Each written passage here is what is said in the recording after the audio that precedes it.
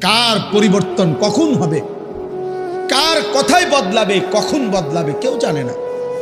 জানে কে? আল্লাহ। হয়তো তার কাছে এক কথা দিলে লাগছে যে হায় আসলে আমার জীবন এমন ঘৃণ্য জীবন। ফুজাইল ইবনে ইয়াজ রাহমাতুল্লাহ আলাই, রাত্রি গভীরে উনি বড় ডাকাত সর্দার ছিলেন। তো গভীর রাতে উনি ডাকাতি করতে গেছেন।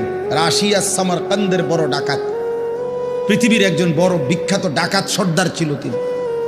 তো রাত্রিবেলা যখন গভীর রাতে এক বাড়িতে ডাকাতি করতে ঢুকছে আল্লাহর কুদরতে, দরজার সামনে গিয়ে যখন দাঁড়াইছে তখন শুনতেছিল বাড়িওয়ালা ওই সময় আল্লাহর কোরআন পড়তেছে।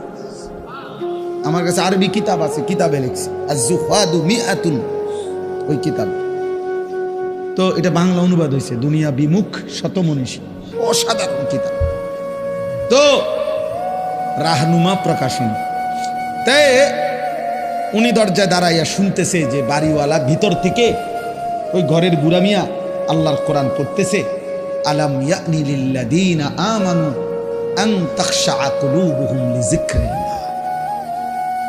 আল্লাহ বলছেন আমার মুমিন বান্দা, আমি আল্লাহর শরণ, আমার বন্দিগি, আমার জিকির, আমার ইবাদতের জন্য তোমার মনটা নরম হওয়ার, অন্তরটা নরম হওয়ার সময় আজও কি হয়নি?